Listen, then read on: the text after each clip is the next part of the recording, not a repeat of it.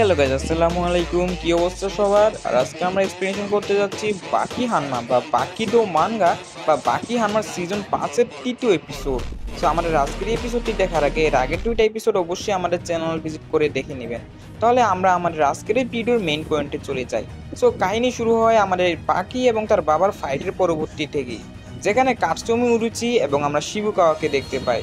আসলে এখানে কাটসুমি উরুচি এটা ট্রেনিং করার জন্য এসেছিল এবং সে গোকো শিবুকার উপরে তার একটি কিক মেরে দেয়, কিন্তু সে যেহেতু সেলফ ডিফেন্সে এক্সপার্ট ছিল খুবই সহজে সেটাকে ডচও করে ফেলে। আর এর সঙ্গে আমাদের শিবুকাওয়া তার এখানে তারিফও করে, কারণ একটা হাত না থাকা সত্ত্বেও সে খুবই ভালো ফাইট করছে। আর কাটসুমি উরুচি আমাদেরকে জানায় সে নিজের দুইটা যে পা রয়েছে সেটাকে অ্যাকুরেট করার চেষ্টা করছে। তারপর গোকো শিবুকাওয়া তার এখানে আরও অনেক প্রশংসা করে, বলে একটা হাত ছাড়া তুমি এত ভালো করে কিভাবে ফাইট করতে পারছো, তাহলে তুমি হলে আমাদের নেক্সট জেনারেশন। পরবর্তীতে তারা দুজন কথা বলছিল, সেখানে কাটসুমি উরুচি জানায় যে সে ইদানিং বোরিং ফিল করছে। তখন গোকো শিবুকাওয়া বলে যে আসলে এটা শুধু তোমার সঙ্গে হচ্ছে না, যত আন্ডারগ্রাউন্ড ফাইটার রয়েছে তারা সকলেই বোর ফিল করছে। তারপর আমরা দব্য উরুচি সিন দেখতে পাই, সে কিনা নিজের বোরনেসটাকে কাটানোর জন্য ট্রেনিং করতেছিল। এদিকে মাস্টার মোটোবে সেও তার বোরিং কাটানোর জন্য ট্রেনিং করতেছিল, তার ভাইও ট্রেনিং করতেছিল এবং আমরা দেখতে পাই যে সোলজার স্কাইওরে ছিল, সেও সেখানে ট্রেনিং করতেছিল। এমনকি আরও যত সকল ফাইটার রয়েছে, যেমন আমাদের যে জ্যাক হানমা রয়েছে, আবার আমাদের অলিভিয়া রয়েছে, তারা সকলেই ট্রেনিং করতেছিল। শুধু একজন বাদ দেওয়ার, সেটা হলো কোরোহানাইমা, কারণ কোরোহানাইমা তার নিজের সর্বোচ্চ লিমিটে পৌঁছে গিয়েছিল। এমনকি কায়োরেটসিও সেখানে ট্রেনিং করতেছিল। এই সকল কিছু আমাদেরকে গোকো শিবুকাওয়া আমাদের কাটসুমি উরুচিকে জানাচ্ছিল। তারপর সেখানে আমাদেরকে জানানো হয়েছে ফিউচারে বাকির থেকেও স্ট্রংগেস্ট ফাইটার এক্সিস্ট করতে পারে, যে কিনা বাকির বাবা ইউজিরো হান্নাকে হারাতে পারবে। তারপর আমরা একটি গলির সিন দেখতে পাই, সেখানে চারিদিকে যে দেয়াল ছিল সেখানে বিভিন্ন কটু কথা লেখা ছিল। আর আমরা এটা ভালো করেই চিনি এই গলিটা কার এবং এই বাড়িটা কার।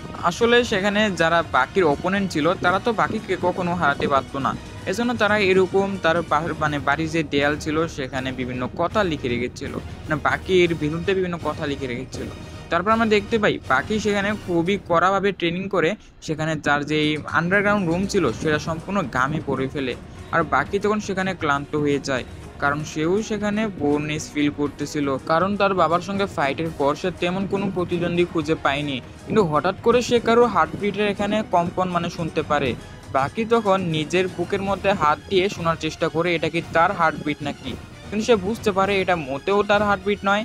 এমনকি সে যাদের সঙ্গে আজ পর্যন্ত ফাইট করে এসেছে, যাদেরকে সে চেনে, এটা তাদেরও মধ্যে কারোর হার্টবিট নয়। তাহলে কার এই হার্টবিট হতে পারে, যেটা বাকির কাছে সম্পূর্ণ হচ্ছে না। এবং বাকি সেটাকে আরও ভালো করে বুঝতে শুরু করে এবং বাকি বলে এই হার্টবিটটা কার, এখান থেকে তো আমার অনেক শক্তি অনুভব করতে পারছি। আসলে এই হার্টবিটটা হচ্ছে মুজাশি মিয়ামোটো। মুজাশি মিয়ামোটো আপনাদের কি মনে আছে? এর যে আগের দুটো এপিসোড রয়েছে ওই দুটো দেখলে অবশ্যই আপনারা ওকে একটু হলেও চেনেন। তো এখানে আমরা দেখতে পাই বাকি আবারও আন্ডারগ্রাউন্ড ফাইটার একজন ফাইটারের সঙ্গে ফাইট করতেছিল। বাকি বুঝতে পারে এটা ওই ফাইটার না যাদের হার্টবিট আসছিল, এজন্য বাকি খুবই সহজে তাকে হারিয়ে ফেলে। এবং বাকি সেখান থেকে সেই সোলজার্সকে হারানোর পর এরিনা থেকে যেতে শুরু করে। সেখানে সকলেই বাকি বলে চিল্লাচ্ছিল, কিন্তু আমরা বাকিকে উদাসীন অবস্থায় দেখতে পাই। কিন্তু বাকি শত উদাসীনতার সত্ত্বেও তার মুখে স্মাইল করে সকলকে খুশি রাখে। আর এইদিকে আমরা দেখতে পাই যে সোলজার্স গায়া যে কিনা তার নিজে ট্রেনিং করতেছিল, সে সেখানে 100 মিটারের দৌড় প্রতিযোগিতা করে, কিন্তু এর পরবর্তীতেও সে বোরিং ফিল করে। সে তখন শহরে হাঁটতে শুরু করে এবং বলে আমি এত বোর ফিল কেন করছি। আর আমরা একটি মাউন্টেন দেখতে পাই, সে মাউন্টেনে ঝর্ণা থেকে পানি পড়তেছিল এবং সে পানির নিচেই আমরা দব্য অরুচিকে দেখতে পাই। সেখানে দব্য অরুচি আমাদেরকে জানায় তার উপরে কত ঠান্ডা পানি পড়ছে, তা আবার এত স্পিডে, তারপরেও সে বোরনেস ফিল করছে। আসলে তাকেও তো এই বোরনেস ফিলটা কাটাতে হবে, তাহলে কি করে কাটানো যায়? আসলে সকল আন্ডারগ্রাউন্ড ফাইটাররা এখন বোর ফিল করছে, কারণ তারা তো আর কেমন একটা ফাইট করতে পারতেছে না। তো আমরা এখানে পরবর্তী সিন দেখতে পাই, সেখানে আমাদেরকে একটি উঁচু টাওয়ারে জ্যাক হানমাকে দেখানো হয়। সে অনেক ড্রাগ সাপ্লিমেন্ট নিয়ে তার শরীরকে বড় বানানোর চেষ্টা করছে। তার শরীরের চারদিকে বিভিন্ন রড রাখা ছিল এবং সেগুলো তার যে হাড্ডি রয়েছে সেগুলো কাটার পর সেগুলোর মাংসপেশিকে ধরে রাখতে সাহায্য করে। আসলে সেখানে যে জ্যাক হানমার একটি অপারেশন চলেছিল, সেটার মাধ্যমে সে তার সম্পূর্ণ বডিকে আরও বড় করার চেষ্টা করতেছে। তারপর জ্যাক হানমা আমাদের সকলকে জানায় আমি যত তাড়াতাড়ি সম্ভব আমার সম্পূর্ণ বডিটাকে আরও বড় বানানোর চেষ্টা করব। কারণ আমি সকল ওপোনেন্টকে আমার মাথার নিচে দেখতে চাই। আমি সেই ফিলিংসটা নিতে চাই যখন নিজের অপোনেন্টকে নিজের থেকে ছোট মনে হয়, আর সেই ফিলিংসটা খুবই অসাধারণ। কিন্তু আমারও তো এখানে শুয়ে থাকতে থাকতে বোরিং ফিল হচ্ছে, এবং তখন জ্যাক হানমা সেখানে চিল্লাতে শুরু করে। আর আমাদের আজকের এই এপিসোডের প্রথম পার্ট এখানেই শেষ হয়ে যায়। তারপর আমার তোকুগাওয়ার যে বোন ছিল তাকে দেখতে পাই। সে কিনা রাস্তার কিনারে আবারও বন্ডামি করতেছিল, মানে তান্ত্রিকগিরি করতেছিল। সেখানে একজন লোক তাকে বলতেছিল একজন লোকের আত্মা তার ভিতরে আনার জন্য, এবং আমরা দেখতে পাই তোকুগাওয়ার বোন কিছুক্ষণের মধ্যেই সেখানে মানে যার আত্মা তার ভিতরে আনার জন্য বলা হয়েছিল সে তার মতোই রিয়েক্ট করতে থাকে। এবং তার এই সকল রিয়েকশন দেখে সকলে হাসতে শুরু করে এবং বলে, আরে ওখানে বন্ডামি করতেছে, তাড়াতাড়ি ওর এখান থেকে বাইরে ওঠা। কিন্তু আমরা দেখতে পাই যে সেখান থেকে একজন লোক তার সামনে চলে আসে এবং তার তান্ত্রিক পাওয়ারকে টেস্ট করার জন্য সে তার বাবার আত্মাকে তার ভিতরে আনতে বলে, এবং এটাও বলে যে তার বাবা 2 বছর আগেই মারা গিয়েছে। তখন তোকুগাওয়ার বোন সেখানে মন্ত্র পড়তে শুরু করে, কিন্তু সে তার বাবাকে সেখানে আনতে পারে না। যখন সে তার ছেলেটিকে মানে সেই ছেলেটিকে প্রশ্ন করে, আচ্ছা তোমার বাবা কি সত্যি মারা গেছে? তখন সেই ছেলেটি বলে, আরে আমি তো এখানে মজা করতেছিলাম, আমার বাবা মারা যায় নাই। কিন্তু আমরা দেখতে পাচ্ছি সাবুকো তোকুগাওয়ার বোন সে নিজের মধ্যে তার বাবার মতো পেশেন্স নিয়ে আসে। তখন সাবুকো ওই ছেলেটির নাম নিয়ে বলে যে, ওই তাকিসি তুই এখানে কি করতেছস, তাড়াতাড়ি বাসায় যা এবং তাড়াতাড়ি নিজের যে হোমওয়ার্ক ছিল সেটা কমপ্লিট কর। কিন্তু আমাদের যে বাচ্চাটি ছিল সে মনে করে সে আবারও সেখানে বন্ডামি করতেছে এবং সে এখানে একটু বেশি ওভার রিয়েক্ট করছে, এই কারণে সে তারপরে বিশ্বাস করে না।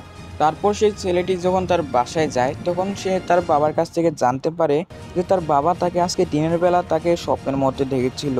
ছেলেটি তখন তার বাবাকে কোশ্চেন করে যে তাকে সকল কিছু খুলে বলার জন্য। তখন তার বাবা বলে যে সে রাস্তার কিনারায় তার ছেলেকে দেখেছে এবং সে তাকে তার হোমওয়ার্ক করার জন্য বলতেছিল। এবং এই কথা শোনার পর সেই ছেলেটি ভালো করেই বুঝতে পারে সেই তান্ত্রিক মহিলাটি আসলেই এখানে রিয়েল, মানে তার যে তান্ত্রিক মন্ত্র রয়েছে সে এটার মাধ্যমে কিছু না কিছু করতে পারবে, মানে সে অন্যদের আত্মা নিজের মধ্যে নিতে পারবে। তারপর আমরা দেখতে পাই যে সাবুকো যে কিনা ওই ল্যাবরেটরির দিকে অগ্রসর হতে শুরু করে যেখানে মুজাশি মিয়ামোটো ছিল। সাবুকো তখন বলে যে তোমরা শুধু আমাকে 5টা মিনিট সময় দাও, আমি তাড়াতাড়ি ওকে এখনই জীবিত করে দিচ্ছি। কিন্তু তখন সেখানে যে ডক্টর তানাকা ছিল সে বলে, আমরা তো হাই স্কিল ডক্টরই কিছু করতে পারি নাই, আর তোমরা এইসব কিছু তান্ত্রিক মান্ত্রিকের জামালে পড়তেছো, ওকে মোটেও এটা কাজ করতে দিও না। আর তখন সেই যে আমাদের সাবুকো ছিল সে ডক্টর তানাকার বাবার আত্মা নিজের ভিতরে ডেকে নেয় এবং কিছুক্ষণের মধ্যে সে ডক্টর তানাকার নিকনেম ধরে তাকে ডাকতে শুরু করে। এবং নিকনেম ধরে ডাকার ফলে ডক্টর তানাকা এখানে বলতে থাকে, ও তাহলে আপনি আমার উপরে হাই স্কিলভাবে পড়াশোনা করে এসেছেন, মানে সকল কিছু আগে থেকে জেনে এসেছেন। কিন্তু তখনই সাবুকো চিল্লাতে শুরু করে এবং বলে যে তুমি বুঝতেছো না আমি কেডা, আমি সাবুকো নয়, আমি হলাম তোমার বাবা। কিন্তু ডক্টর তানাকা তো এখানে বিশ্বাসই করে না। তখন সাবুকো ডক্টর তানাকার নামে যে সকল সিক্রেট জিনিস রয়েছে, মানে যেগুলো তার বাবা জানতো, এগুলো বলতে শুরু করে, যার ফলে ডক্টর তানাকা সেখানে আরো অবাক হয়ে যায় এবং এক পর্যায়ে সে বলতে থাকে যে এই সকল বিষয় তো আমার ব্যাপারে শুধু আমার বাবাই জানে, আর আমার বাবা ছাড়া তো অন্য কারোর পক্ষে এগুলো জানা সম্ভব নয়। আর তখন ডক্টর টানাকার মানে যে বাবা ছিল সে বলে, হ্যাঁ আমি হলাম তোমার বাবা। এবং এই কথা শুনে ডক্টর টানাকো এখন বিশ্বাস করে ফেলে এবং সেও তখন সেখানে কাঁদতে শুরু করে তার বাবাকে প্রথমবার দেখে।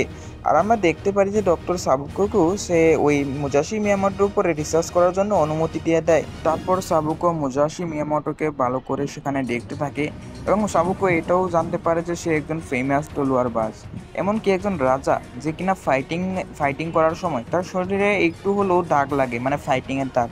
কিন্তু মুজাশি মিয়ামোটো এমন একজন সোয়ার্ডসম্যান ছিল যার কিনা ফাইটিংয়ের সময় কোনো আঘাত লাগেনি। এবং পরবর্তীতে এখানে আমাদের যে সাবুকো ছিল সে রেডি হয়ে যায় এবং মন্ত্র পড়তে শুরু করে এবং ফাইনালি সে মুজাশি মিয়ামোটোর যে আত্মা রয়েছে সেটাকে নিজের ভিতরে আনার চেষ্টা করে। আর সেখানে যেই সকল মেশিনগুলো লাগানো ছিল ডক্টররা সেগুলো চেক আপ করতেছিল, কিন্তু এইগুলোতে এখনও কোনো পরিবর্তন আসেনি। এবং আমরা দেখতে পাই যে সাবুকো সেখানে উঠতে শুরু করেছে, অর্থাৎ মুজাশি মিয়ামোটোর যে আত্মা রয়েছে সেটা তার ভিতরে চলে এসেছে এবং সাবুকো সেখানে একদম সোয়ার্ডসম্যানের স্টাইলে দাঁড়িয়ে পড়ে এবং ডক্টররা ভালো করেই বুঝতে পারে যে এটাই হলো মুজাশি মিয়ামোটোর স্টাইল। কিন্তু এখানে কি সেই বুড়িটা বন্ডামি করতেছে নাকি? আর এখানে আমরা দেখতে পাই যে সে মুজাশি মিয়ামোটোর মতোই তাকাতে শুরু করে এবং ফাইনালি সে তার হাতে এমন একজন পোজ মনে হচ্ছিল যেন তার হাতে কোনো তলোয়ার রয়েছে এবং সকলে তার উপরে তাকাতে শুরু করে। তোকুগাওয়া যখন সেখানে চলে আসে, সে কিনা কোরো হানায়ামার সঙ্গে খুবই গুরুত্বপূর্ণ একটি মিটিং করতেছিল, যে ব্যাপারটা আমরা পরবর্তী এপিসোডে জানতে পারবো। আর এখানে আমরা দেখতে পাই সেই ডক্টররা বলতেছিল ওই বুড়িটা এখানে কি করছে, আর তখনই মুজাশি মিয়ামোটো জেগে যায়। আর আমরা দেখতে পাই যে মুজাশি মিয়ামোটো জেগে ওঠার পর সে যে সাবুকোর মুখে তার হাত দিয়ে দেয় এবং সাবুকোকে সেখান থেকে ছুঁড়ে ফেলে দেয় এবং নিমেষের মধ্যেই মুজাশি মিয়ামোটো সেখান থেকে অদৃশ্য হয়ে যায় এবং সকলের পিছনে চলে আসে এবং এটা বলতে থাকে যে তাড়াতাড়ি ভালো করে আমাকে সকল কিছু বুঝিয়ে বলো যে এখানে এসব কী হচ্ছে, তা না হলে তোমাদের সকলকে আমি মেরে ফেলবো। আর এখানে আমাদের আজকের এপিসোডটি শেষ হয়ে যায়। সো পরবর্তী এপিসোডটি পেতে হলে অবশ্যই আপনাদেরকে কমেন্ট বক্সে আমাদেরকে জানাতে হবে যে আমরা পরবর্তী এপিসোড আনবো কি না। আর আমরা খুব শীঘ্রই এনিমে রিলেটেড আরেকটি চ্যানেল খুলতে যাচ্ছি, এজন্য আমরা আমাদের এই চ্যানেলে কাজ করা কমিয়ে দিচ্ছি, মানে আমরা হিন্দি এক্সপ্লেনেশনে আমরা শিফট হয়ে যাব, কিন্তু এই চ্যানেলে না, নতুন আরেকটি চ্যানেলে, যেখানে আমরা যেই সকল এনিমেগুলো নতুন আসে যেমন উইন্ড ব্রেকার, কার্য নাম্বার 8 প্লাস আরও বিভিন্ন এনিমে সিরিজ, ওগুলো আমরা হিন্দিতে এক্সপ্লেন করার চেষ্টা করব। সো এতে থাকা না থাকা এটা সম্পূর্ণ আপনাদের বিষয়। আর পাশাপাশি আমি এই চ্যানেলটা কন্টিনিউ করার চেষ্টা করব। আর আপনারা যুক্ত হতে পারেন আমার হোয়াটসঅ্যাপ গ্রুপের লিঙ্ক দেওয়া আছে ডিসক্রিপশনে। আর সকলে ভালো থাকবেন, সুস্থ থাকবেন এবং আমাদের এই চ্যানেলের সঙ্গে থাকার চেষ্টা করবেন।